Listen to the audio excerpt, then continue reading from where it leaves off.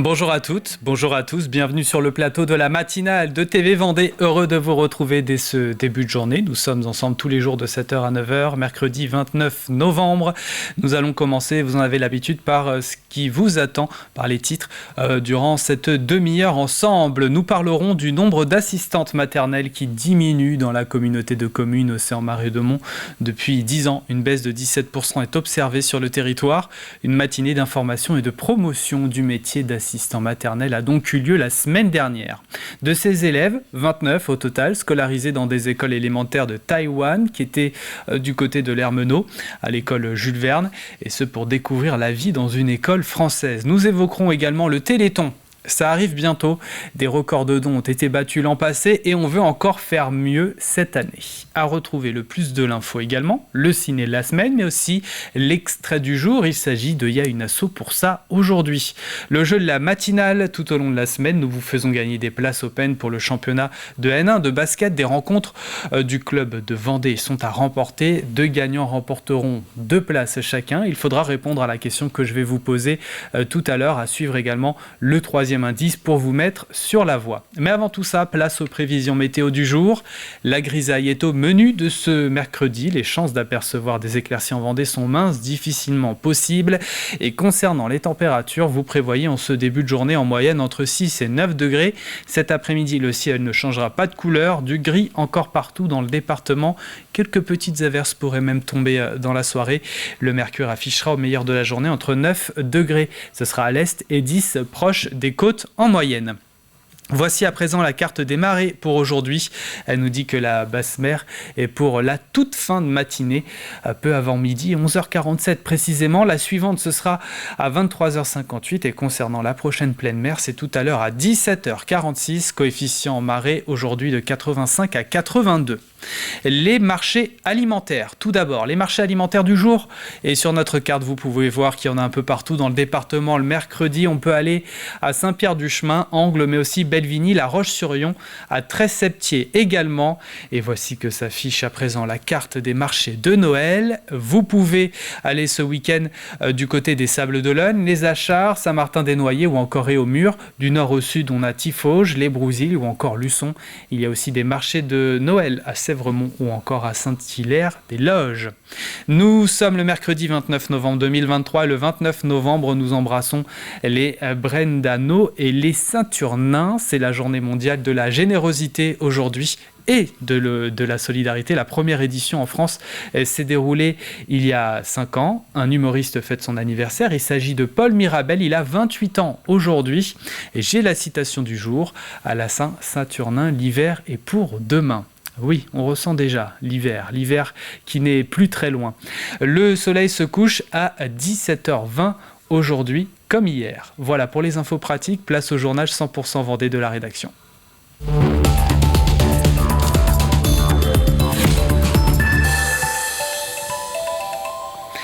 Départ à la retraite ou changement d'activité sur la communauté de communes Océan-Marais-de-Mont. Comme partout en Vendée, le nombre d'assistantes maternelles va en diminuant. Depuis 10 ans, une baisse de 17% est observée sur le territoire. Pour vous donner une idée, il manque aujourd'hui environ 30 places d'accueil. La demande de la part des parents pour ce système de garde est toujours forte, mais l'offre ne suit pas. Une matinée d'information et de promotion du métier d'assistant maternel a donc eu lieu. Sujet de Alix Lanos. Pour bien comprendre la réalité du métier, rien de tel que de s'adresser aux premiers concernés. Alors ce matin-là, au relais petite enfance de la communauté de communes Océan-Marais-de-Mont, des assistantes maternelles sont venues pour parler de leur quotidien. Il faut être honnête sur comment ça se passe, comment on le vit, les contraintes, C'est quoi les contraintes ? Les contraintes, c'est surtout la disponibilité horaire en fait, parce qu'on a quand même une tranche horaire, ça peut être de 7h le matin jusqu'à 8h le soir. Donc ça fait quand même une belle plage horaire et on n'a pas de coupure entre midi et 2. Mais on est à la maison et vraiment je me suis épanouie. J'ai vraiment pris plaisir à faire ce que je fais. Je ne me verrai pas faire autre chose maintenant. Formation, rémunération, toutes les questions sont abordées ici en toute transparence. Émilie a entendu parler de cette matinée d'information, parfait pour elle qui envisage peut-être de se lancer dans le métier. Après, effectivement, il y a une partie que je ne connais pas du tout, c'est tout ce qui est le contrat, les déclarations et tout. Donc, je venais voir si je pouvais avoir des informations supplémentaires par rapport à ce que j'avais déjà. Sur le territoire de la communauté de communes, une baisse de 17% des effectifs est observée depuis 10 ans. Alors pour le relais petite enfance, l'enjeu est de taille. Il faut informer et déconstruire certaines idées reçues. On raisonne un petit peu à ce qu'on a pu connaître il y a quelques années, mais en 10 ans, le métier a beaucoup évolué. Donc on ne travaille plus seul chez soi. Il y a des services d'accompagnement dont fait partie le relais petite enfance de la communauté de communes. Il y a des services vraiment dédiés, je pense à Page Emploi URSAF. Voilà un service d'accompagnement aussi qui simplifie les démarches des parents employeurs. La CAF, par exemple, vient de multiplier par 4 la prime d'installation pour les nouvelles assistantes maternelles. Donc voilà, on encourage effectivement peut-être à s'informer plus activement sur le métier. Un métier qui ne demande donc qu'à recruter partout en Vendée, car les tensions sont présentes sur tout le département. En ce qui concerne le territoire Océan-Marais de Mont, il manque une 30aine de places d'accueil pour les tout-petits. Le salon Tech Élevage, salon régional de l'innovation et de l'élevage à La Roche-sur-Yon, a ouvert ses portes. Il rassemble l'ensemble des acteurs des filières animales, de l'élevage et de l'eau, pour un futur fertile, prospère, accueillant, élever, cultiver, transmettre. Ce sont les mots qui rythment cette nouvelle édition, la 10e cette année, au programme des conférences, des concours, mais aussi des rencontres. C'est aussi sensibiliser sur les enjeux à venir. Aujourd'hui, on le voit, on est sur une agriculture qui doit répondre à de nombreux enjeux, de nombreux défis. Bien sûr, le premier qui me tient à cœur, c'est le défi du renouvellement des générations, avec la pyramide des âges, mais aussi le besoin d'attirer de nouveaux profils avec la formation. Et puis, bien sûr, à des enjeux d'adaptation au changement climatique qui nous concernent tous, et où l'agriculture se veut être au rendez-vous et doit être une solution à cette adaptation au changement climatique. Et donc aujourd'hui, on le voit, les agriculteurs eux-mêmes évoluent dans leurs pratiques, mais aussi tout ce qui peut graviter autour de l'agriculture à travers la nouvelle technologie, le matériel, et puis on va dire tout l'aspect conseil qui va dans ce sens-là. 29 élèves de 10 à 12 ans scolarisés dans 2 écoles élémentaires de Taipei, la capitale taïwanaise, étaient du côté de l'Ermenau à l'école Jules Verne. Accompagnés de leurs directeurs respectifs, ils ont fait le déplacement en France pour une quinzaine de jours entre la visite de la capitale, Nantes, et prochainement la côte normande. Il était important pour eux de faire une courte escale en Vendée et découvrir la vie d'une école française. Une sacrée découverte pour les uns et les autres et sans aucun doute de très beaux souvenirs. Sujet qui nous est proposé par Mathis Pires. Regardez. 10 000 kilomètres les séparent, mais cette classe de Taïwan a quand même fait le choix de venir jusqu'à l'Ermenau. Une demi-journée d'échange avec ses élèves de CM1 à CM2 autour de la chanson Frère Jacques, interprétée dans les 2 langues. Okay, vous allez devoir répéter, alors écoutez bien. Frère Jacques, dormez-vous. C'est grâce à cette traductrice et prof de français dans l'école de Taïwan, tout juste retournée en France, que ce projet a vu le jour. J'ai été dans une des écoles et donc là il y a une partie des élèves que j'ai eu l'année dernière qui sont venus jusqu'en France. C'est pas facile parce que déjà avec le décalage horaire pour organiser quand ils étaient encore à Taïwan, ça met forcément du temps à répondre. Et donc quand j'étais encore à Taïwan, l'idée d'un projet en France, d'un voyage en France avait été émise et ça s'est concrétisé finalement. Par groupe, les enfants échangent et apprennent à se connaître et malgré la barrière de la langue, des liens forts se sont créés. C'est une chanson en or, oui, parce que c'est pas souvent que ça arrive. Mais ce qui est dommage, c'est qu'on va pas dans leur pays, c'est dommage quand même. Ça aurait été bien. Enfin, avec une fille, moi j'ai bien sympathisé et j'espère me souvenir d'elle jusqu'à ce qu'on essaye de se revoir. En voyage scolaire pendant une semaine pour découvrir la culture française, cette classe de Taïwan a fait un détour spécialement pour voir leurs correspondants. Seulement un appel vidéo avait été fait il y a 1 an. Le directeur de l'école de Taipei ne cache pas sa joie quant à son arrivée dans ce pays qui le fascinait tant. Pour nous, les Taïwanais, la France est vraiment un pays spécial. Nous aimons beaucoup la langue française et c'est pourquoi beaucoup de Taïwanais veulent apprendre la langue. Dans notre école, ça fait d'ailleurs 6 ans que nous avons créé une classe de français. Et avant de partir, cadeaux, signatures d'autographes et photos souvenirs, de quoi marquer les esprits des enfants qui n'oublieront jamais cette rencontre. Le week-end prochain, les 8 et 9 décembre, se tient la 37e édition du Téléthon. Thème cette année, muscle ton Téléthon. La Vendée avait battu un record de dons en 2022 avec plus d'1 280 000 €. Mais cette année, on veut encore faire mieux. Daniel Gaborio, coordinateur AFM Téléthon en Vendée. On sait que si on collecte davantage, ça permet d'investir davantage pour la recherche et la guérison. Donc notre volonté à tous, notre souhait à tous, au niveau national ou en Vendée, c'est de faire encore mieux. L'année dernière, on avait en Vendée battu un record. Au niveau national, on avait retrouvé un niveau qui avait été atteint en 2016. On espère effectivement faire encore mieux cette année. Et on ne doute pas que ce sera le cas vu la mobilisation qu'on observe aujourd'hui sur le terrain et les premières mobilisations qu'on a pu voir dans les premières animations qui se sont tenues. En tout cas, ça sera un téléthon où ce sera la fête. C'est ça qui est important et la fête génère la collecte. Et depuis 1987, des millions de personnes permettent par leurs actions et leur engagement de poursuivre le combat contre les maladies rares. 95% d'entre elles n'ont pas encore de traitement. Même si les progrès sont là, cette lutte reste importante. Aujourd'hui, sur les 8000 maladies rares, eh bien, il y en a à peu près 95% qui n'ont pas encore de traitement, d'où la nécessité de continuer la mobilisation pour le Téléthon. Mais les progrès réalisés et la vie qui est désormais possible pour certains enfants qui décédaient très rapidement, c'était dans le cas notamment de l'amyotrophie spinale, sont porteurs d'espoir réellement pour l'avenir et je crois militent beaucoup effectivement pour que le public d'une manière générale et les donateurs eh bien, soient sensibles à cette cause et y participent et fassent leurs dons, peu importe son montant, l'important c'est de donner. Plus de 350 animations sont organisées en Vendée. Elles vont de la vente de viennoiseries à des balades pédestres, des courses en relais ou des concerts, des dictées, karaokés, des ventes de livres, mais aussi des sorties Longe-Côte. D'ailleurs, il y en a déjà qui vont avoir lieu ce week-end. Ancienne chanteuse lyrique, Sylvie Salmon a mis sa carrière entre parenthèses pour des raisons de santé. En 2019, elle décide alors de reprendre les rênes de la Galerie Duc d'Aquitaine de Vouvant.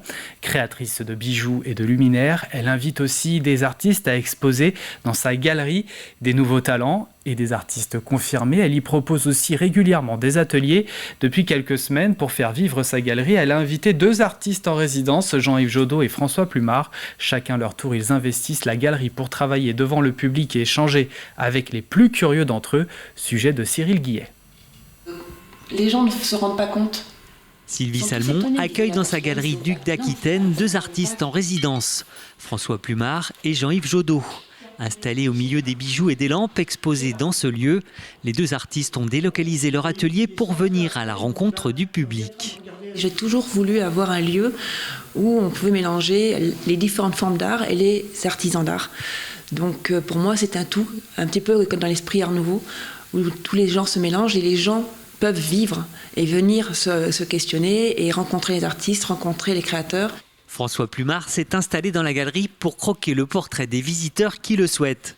Connu et reconnu au niveau national et européen, il s'est spécialisé dans la réalisation de portraits en noir et blanc en utilisant des techniques anciennes. En fait, je ne fais pas de portrait simplement copier une photo, ça ne m'intéresse absolument pas. Je veux que les gens me fournissent un certain nombre de photos pour que je fasse une recréation complète. Je prends un regard ici, une expression là, une position de tête, je modifie, je tourne la tête d'une autre manière. Enfin voilà, je change complètement pour faire quelque chose de totalement unique. Jean-Yves Jodot, lui, a fait ses armes en peignant des décors de théâtre. Puis, séduit par l'univers du street art, il a créé sa propre école sur Nantes. Aujourd'hui installé à la Châtaigneraie, il poursuit son travail de recherche picturale sur toile et donne des cours de peinture.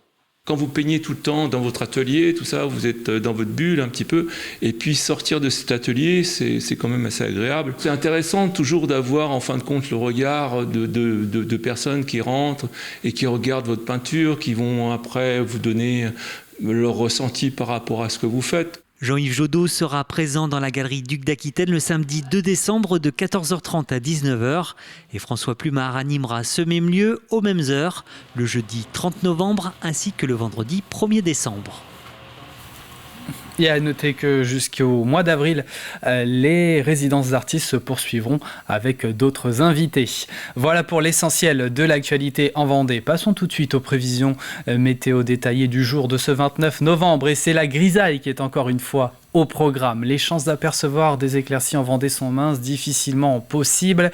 Et concernant les températures, vous prévoyez en ce début de journée 6 degrés à Chantonnay, Montaigu et La Roche-sur-Yon, 6 également du côté de Fontenay-le-Comte, 7 pour Angles et dans les rues de Chaland, 8 degrés à Notre-Dame-de-Mont et au Sable-d'Olonne, 9 pour l'Île-Dieu.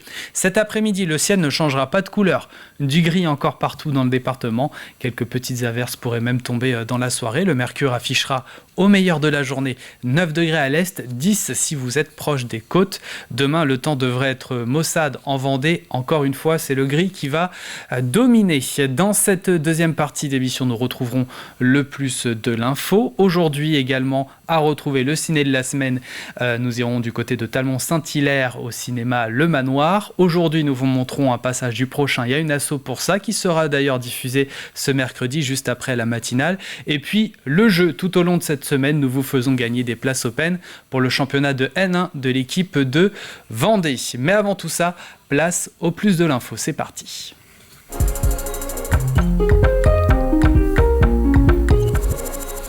L'unité éducative d'hébergement collectif de La Roche-sur-Yon a ouvert ses portes. C'était dans le cadre des journées portes ouvertes de la protection judiciaire de la jeunesse.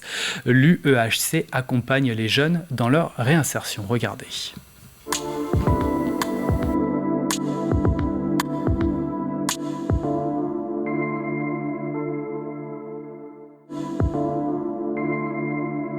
On arrive ici parce qu'il y a un juge qui décide à un moment donné d'un parcours qu'un jeune qui a en règle générale déjà commis des délits, qui a déjà fait l'objet de différentes mesures éducatives, ce jeune n'entend pas ou que les mesures ne sont pas suffisantes pour qu'il change et du coup le juge ordonne un placement. On a un foyer ouvert, enfin je veux dire, ils veulent sortir, ils appuient sur le bouton, ils sortent. Le but, c'est vraiment de leur dire, t'es pas en prison, c'est une chance, c'est pas une punition, donc viens, on travaille ensemble. Et puis le quotidien, ça va être déjà de leur redonner un rythme. Si moins de 16, il faut aller à l'école, plus de 16, on peut être en formation. Il faut prendre soin de soi physiquement, psychiquement, il faut pouvoir parler de soi, il faut pouvoir vider un petit peu ce qu'il y a vidé. Moi, ça va être mon métier, du coup, de les aider, en tout cas, à pouvoir mettre des mots sur ce qui fait souffrance chez eux. On attend surtout qu'il ait pu trouver des adultes référents, de la confiance, des partenaires en insertion pour pouvoir un peu avancer sur son projet et surtout recréer un lien avec la famille pour que la communication puisse être établie entre eux et qu'ils avancent ensemble en fait après. On accueille en général une quarantaine de jeunes par an en fait qui restent plus ou moins longtemps dans la structure en fonction de la manière dont ils parviennent, et nous parvenons également, eux, à se saisir de la proposition éducative et nous à les accompagner, encore une fois, sur un véritable projet de vie. Mais il y a aussi des jeunes, cela arrive régulièrement, qui sont placés ici et qui fuguent immédiatement et qu'on ne verra pas. Donc le juge, à ce moment-là, décide d'une réorientation. Ce sont des familles, parfois des femmes seules ou des hommes seuls qui ont un travail ou qui sont retraités, qui s'engagent dans l'ouverture de leur maison, de leur famille à accueillir les jeunes, soit de manière pérenne, 7 jours sur 7, soit effectivement le week-end ou durant les vacances scolaires. Et à travers ce modèle-là, à travers cet accueil, souvent les jeunes retrouvent, on va dire, des émotions simples qui s'appelle la maison, de la chaleur qu'on a. En dépit de tout ce que l'on souhaite mettre dans cet établissement, on reste quand même sur une prestation qui est très institutionnelle. D'ailleurs, j'en profite pour dire qu'on est constamment en recherche de familles d'accueil, des particuliers qui vont nous ramener un esprit famille, un esprit vie, un esprit adolescence dans la prise en charge.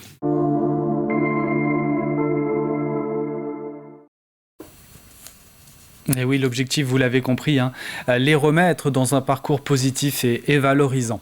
Place à vos chroniques et on commence par le ciné de la semaine. Nous prenons la direction de Talmont-Saint-Hilaire ce matin.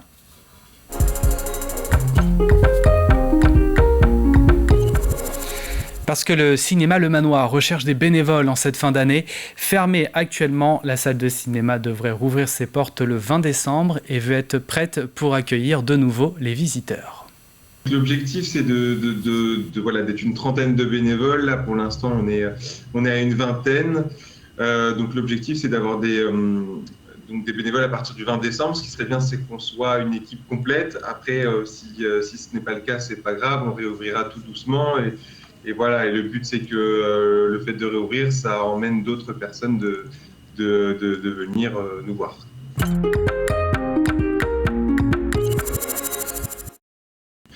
Alors, on va dire qu'il n'y a pas de profil type. C'est surtout que déjà, c'est un endroit de partage, donc c'est-à-dire que la personne doit aimer l'accueil du public, le partage avec les autres. Et puis en second temps, ce qui serait idéal, c'est que déjà il aime le cinéma, c'est-à-dire que partager ses goûts, partager ses émotions, voilà, c'est surtout l'objectif.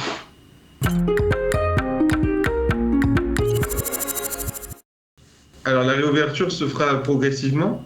Donc l'objectif ce serait d'ouvrir le 20 décembre, c'est sûr. Après si on est prêt avant, on ouvrira peut-être un petit peu avant.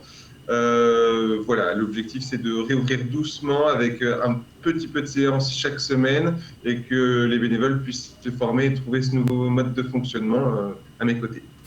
Et voilà pour le ciné de la semaine. Mercredi prochain, nous nous intéresserons à une autre actualité. Allez, avant de passer au jeu, place à l'extrait du jour, extrait du prochain numéro de Y a une asso pour ça.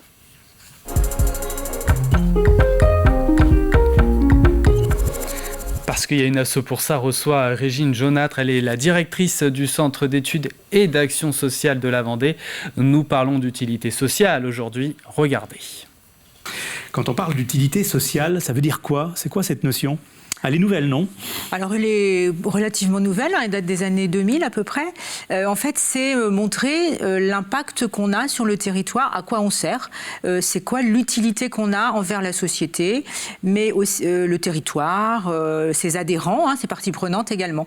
Qu'est-ce qui se cache très concrètement derrière? Alors très concrètement, ça part de l'objet social de la structure, de l'association, et donc c'est montrer que à travers son objet social, on va avoir un impact sur notre territoire, donc auprès de ses adhérents, auprès de ses partenaires, auprès de la collectivité également. Donc c'est mesurer un petit peu tous ces impacts-là pour prouver que si on n'était pas là, il manquerait quelque chose sur le territoire et les actions qu'on mène, elles servent vraiment au développement du territoire. On n'est pas loin de sujet très RSE finalement. Oui. C'est pas très loin de la RSE. Il y a des points communs avec la RSE. C'est peut-être un petit peu plus large que la RSE.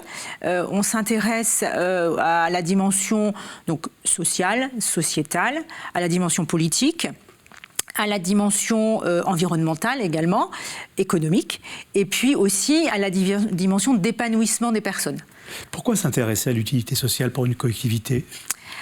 Par exemple. Alors, pour montrer aussi à quoi on sert sur le territoire, que les actions qu'on mène, elles vont avoir un impact auprès d'une personne qui, parce qu'il y a cette action, va pouvoir faire autre chose, et qui aura un impact auprès d'une troisième personne, et voilà. Et donc, c'est un petit peu montrer comment les différents impacts vont s'enchaîner pour faire évoluer la société et le territoire sur lequel on agit. Et là, vous mesurez justement et vous travaillez en direction de ces publics-là, collectivités, entreprises, voilà. En tant que centre d'études et d'action sociale de la Vendée. C'est une vieille association, entre guillemets, du département. Oui, le CEAS va fêter ses 60 ans cette année. Donc une association qui s'est toujours intéressée quand même dans son objet social au territoire, aux organisations de l'économie sociale et solidaire, et puis aux personnes, parce qu'on est aussi un centre de formation. Alors vous mesurez quoi quand une collectivité fait appel à vous? C'est quoi vos critères? Quand une association, parce qu'on travaille, c'est plutôt un sujet dont les associations se sont emparées aujourd'hui, un peu moins les collectivités, mais ça va peut-être venir. Et donc on mesure quoi? On mesure en fait à quoi contribue l'association. C'est-à-dire qu'au-delà des chiffres, on accompagne 15 personnes ou 25 personnes, c'est qu'est-ce que ça va produire chez ces personnes. Et ce nouveau numéro est à retrouver dans son intégralité juste après la matinale de TV Vendée dans quelques instants. Allez, avant de marquer une page de publicité, nous passons au jeu de la semaine.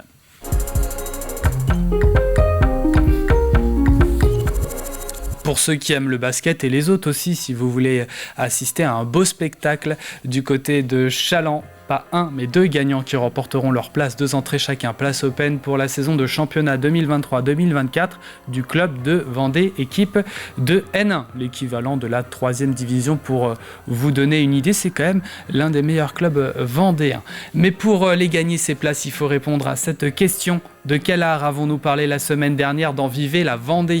Au total, tout au long de la semaine, 5 indices. Nous sommes mercredi, voici le 3e. C'est une pratique de la respiration fondée sur la connaissance et la maîtrise du souffle. Vous avez les images également pour vous aider. Pour jouer, c'est sur notre site internet tvvendée.fr. Je rappelle que le tirage au sort, c'est vendredi en milieu de journée. Bonne chance à toutes et à tous.